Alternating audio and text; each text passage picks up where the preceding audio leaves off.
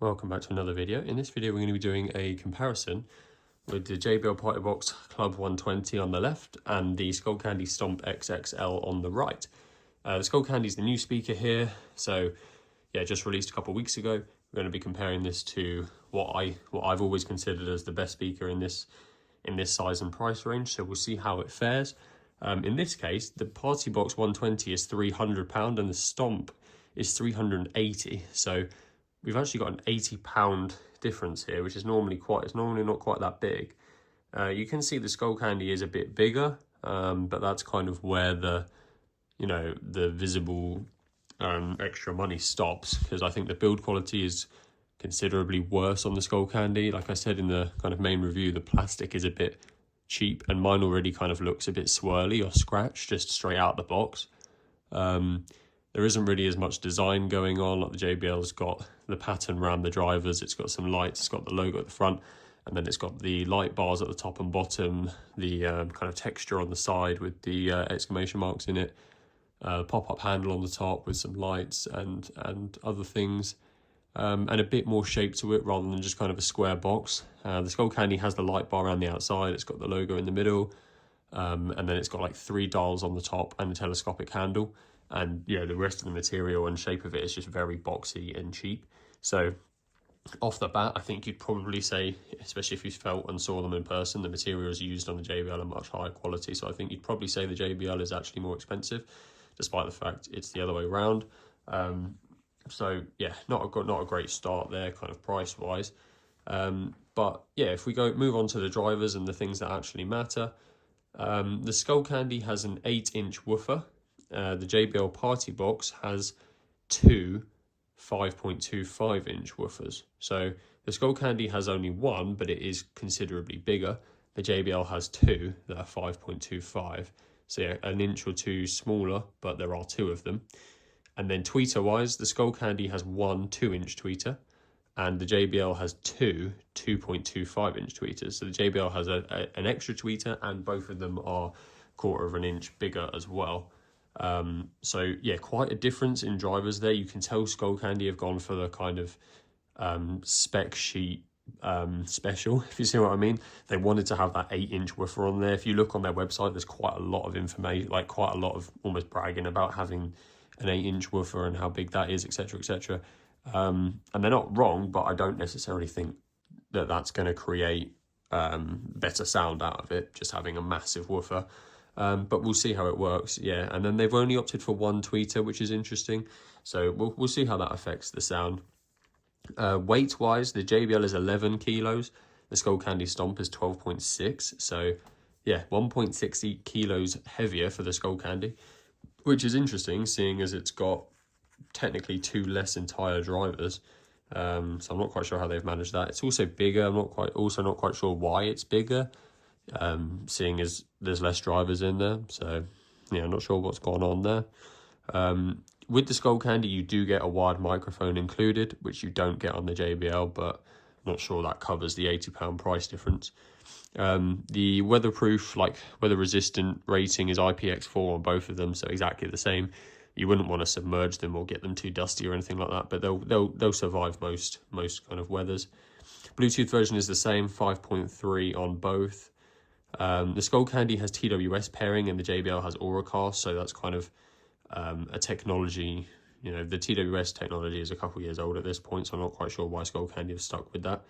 The Auracast on the JBL is much superior.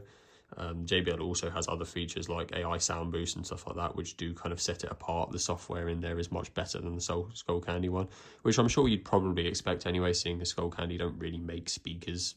Like, it's not their main thing. Obviously their headphones and buds are their main thing. The speakers is a relatively new thing. Like their first speakers only came out about a year and a half ago or 2 years ago, so they haven't been doing it as long, and I'm sure their software is not quite as advanced. But yeah, that does just kind of again emphasize like the JBL is cheaper and you are getting more features, you're getting AI and stuff like that. So yeah, bear that in mind. Battery life is also the same, 12-hour battery life on both of them. The Skullcandy doesn't state its charging time, unfortunately, so I can't compare those. But yeah, 12 hours of playtime on both, which probably means you'll get around 6 to 7 hours at 80-90% volume on both. So good enough for most kind of parties.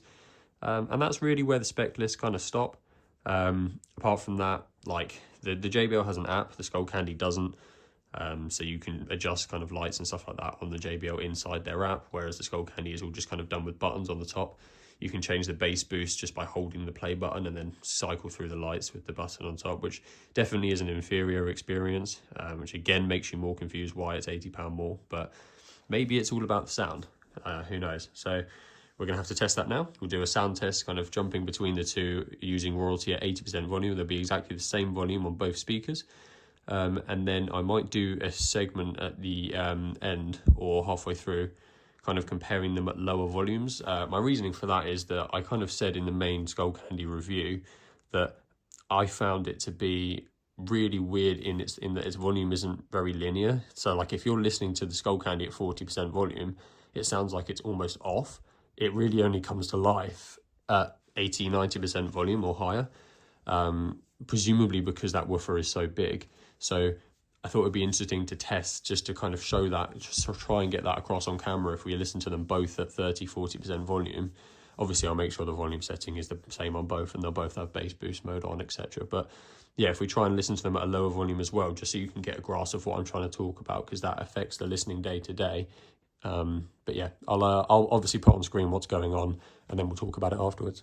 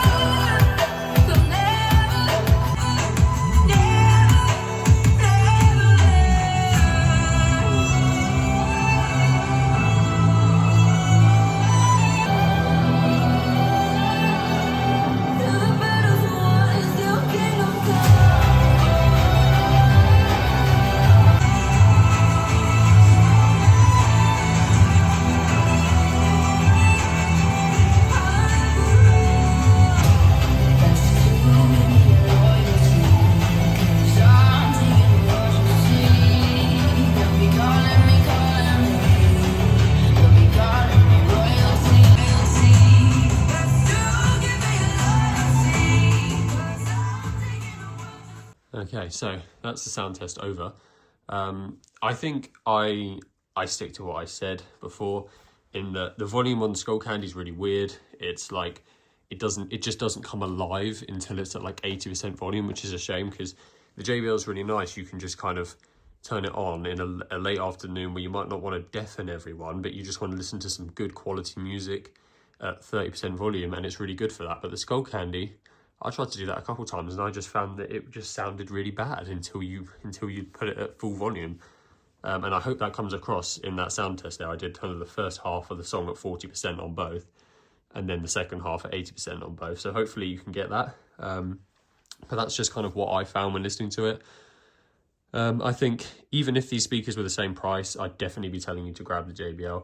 Even if the JBL was 80 quid more, I'd be saying it's worth the 80 quid to get the JBL, honestly. And JBL obviously aren't paying me to say this, as some people seem to keep commenting. I'm not sponsored by JBL, otherwise I'd probably have a much bigger channel. But yeah, I'm just saying what I can hear. You know, even if the JBL was £80 more, I'd say it. In this case, it turns out that the JBL is £80 less. So you get a better speaker in every department. There isn't a single way the JBL is worse.